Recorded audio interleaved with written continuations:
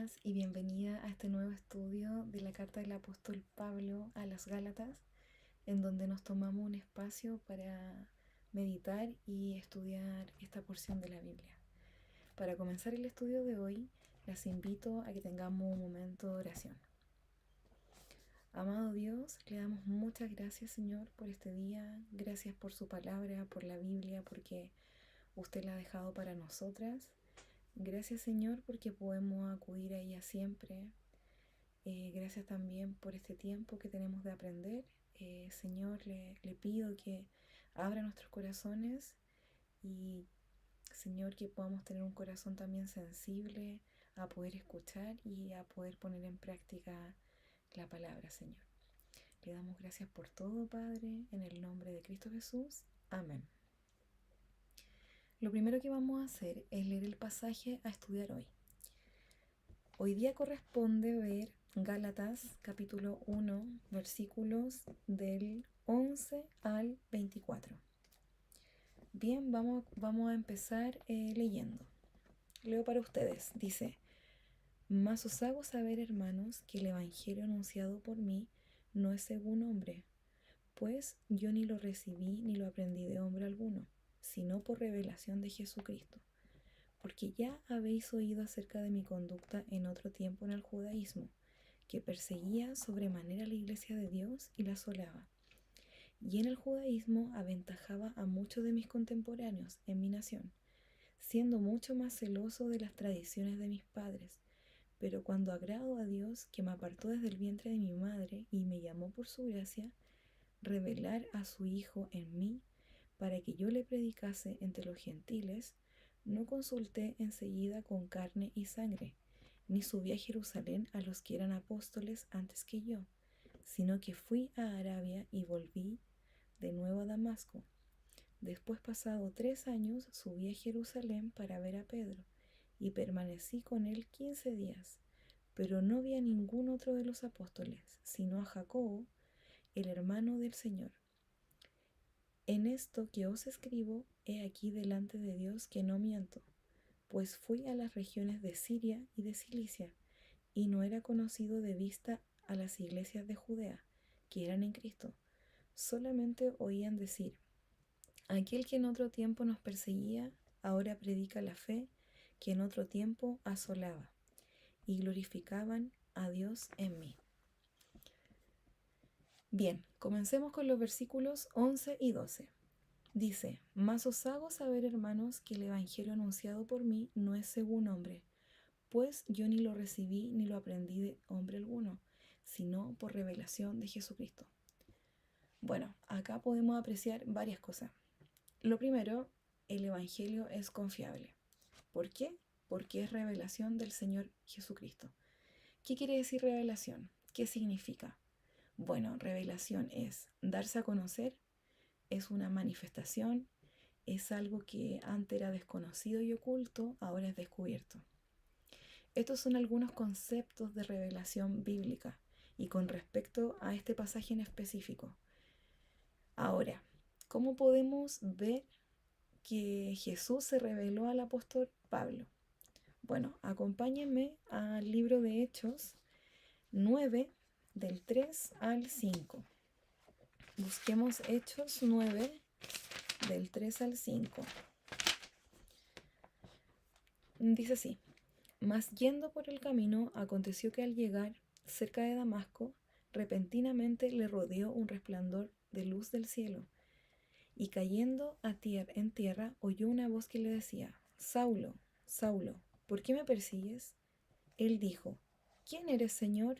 Y le dijo: Yo soy Jesús a quien tú persigues. Dura cosa te es dar coces contra el aguijón. En este pasaje podemos ver cómo Jesús se le revela al apóstol Pablo, que en ese tiempo era llamado Saulo. Y ahí Pablo conoce a Jesús como su Salvador personal. Podemos decir entonces que el Evangelio es confiable porque viene del Señor Jesucristo. ¿Sí? Segundo, el verdadero Evangelio es revelación de Dios, no razonamiento humano.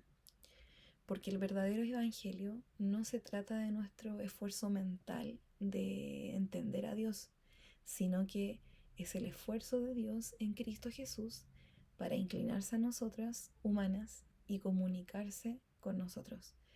El verdadero evangelio es Dios acercándose a ti, revelándose, mostrando su amor, su gracia y su justicia. Lo que está diciendo el apóstol Pablo en estos versículos es que a mí no se me ocurrió este mensaje. En su caso, Jesús mismo se reveló a él y transformó su vida.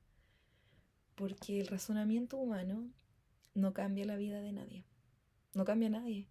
Quizás podemos sentirnos importantes en algún momento, autosuficientes, indispensables, todos estos conceptos que están muy de moda hoy día, empoderadas, pero eso no va a cambiar nuestra vida. Porque lo único que va a cambiar nuestra vida es Jesucristo en nosotras. Es algo divino, algo espiritual. ¿Qué debemos hacer? Primero, dejar de confiar en nosotras mismas. Depender y confiar solamente en Cristo. Entonces vemos en estos versículos que el Evangelio es confiable. Y segundo, el verdadero Evangelio es revelación de Dios y no razonamiento humano. ¿Sí? Avancemos con los versículos 13 y 14. ¿Sí? Volvamos a Gálatas y veamos versículos 13 y 14. Porque ya habéis oído acerca de mi conducta en otro tiempo en el judaísmo, que perseguía sobremanera la iglesia de Dios y la asolaba. Y en el judaísmo aventajaba a muchos de mis contemporáneos en mi nación, siendo mucho más celoso de las tradiciones de mis padres. Acá la palabra asolar significa destruir, arruinar. Eso quiere decir la palabra asolar. Acá podemos ver, bueno, también ciertas cosas de la vida de Pablo. Primero, veamos cómo era la vida pasada de Pablo. Primero, Pablo pertenecía a la religión judía. Era fariseo, pero pertenecía a la religión judía. Segundo, Pablo perseguía a la iglesia con violencia. Recordemos que su vida, la vida de Pablo, es una vida lejos del Señor, aunque pensaba que lo servía, ¿sí? Pablo era un judío celoso de su religión, con mucho conocimiento. Él manejaba muy bien la ley en ese tiempo, muy bien, pero su conducta no era la correcta. Al contrario, él arrasaba las casas de los creyentes y los entregaba en la cárcel. Entonces la vida de Pablo era muy religiosa, violenta y pecadora. ¿Sí? Avancemos con los versículos 15 y 16. Dicen: pero cuando agradó a Dios, que me apartó desde el vientre de mi madre y me llamó por su gracia, revelar a su Hijo en mí para que yo le predicase entre los gentiles, no consulté enseguida con carne y sangre. El verdadero evangelio viene por gracia y no por obras. Dios tomó al hombre más religioso y violento para mostrar su gracia maravillosa y llamarlo a predicar el evangelio. La gracia es este favor inmerecido de Dios que trabaja con poder en nuestro corazón para que creamos en Él, ¿no es cierto? Este es un don gratuito. No importa qué tan buena eres, eso no te va a salvar. Lo único que te va a salvar es la gracia del Señor, porque la salvación es por gracia y no por obras. Eso lo podemos encontrar acá en la Biblia, en el libro de Efesios, en Efesios 2, capítulo 2, 8 y 9. Dice: porque por gracia sois salvos, por gracia, por medio de la fe, y esto no es de vosotros, pues es don de Dios, no por obras para que nadie se gloríe. Dios te eligió a ti, Dios te llamó a ti, Dios se reveló. ¿Te has preguntado si realmente has tenido un cambio? ¿Has tenido una transformación? Así debe ser. A veces es bueno preguntarnos estas cosas y meditar en ellas. La evidencia de nuestras vidas transformadas es para la gloria de Dios. Esa es la realidad de nuestro Dios. Tomó lo peor de nosotras y nos convierte en algo maravilloso.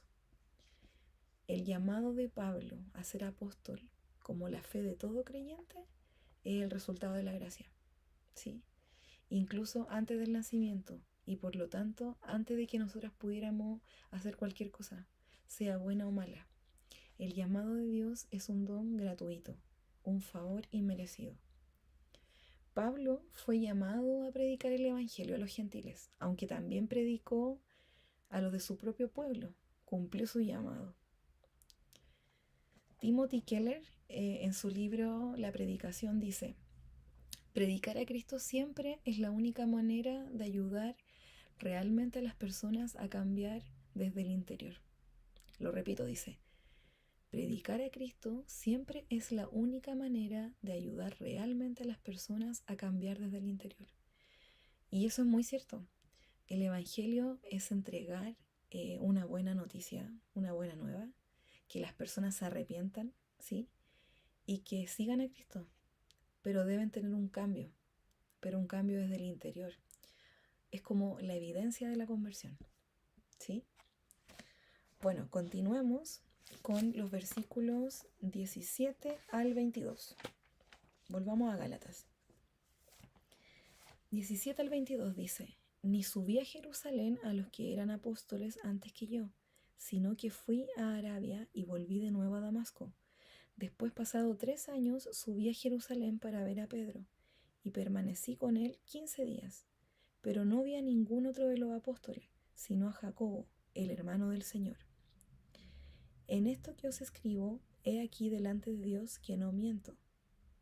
Después fui a las regiones de Siria y de Cilicia, y no era conocido de vistas a la iglesia de Judea, que eran en Cristo. Pablo se convierte al Señor en la ciudad de Damasco. Bien, Pablo pasó varios días en la ciudad después de su conversión. Eso lo pueden revisar en Hechos 9:19. Anoten ahí, Hechos 9:19. Esta ciudad se encuentra en 2 ríos, entre 2 ríos. Y los que viajan desde ahí deben literalmente subir a la Jerusalén, en la zona montañosa de Palestina, Jerusalén. Ese es el centro cultural religioso de Jacobo, Pedro y Juan, quienes son muy mencionados en esta carta de Gálatas, ¿sí? Como líderes de las comunidades cristianas. Pablo enfatiza que su llamado a predicar a los gentiles vino de Dios y no de los líderes de Jerusalén.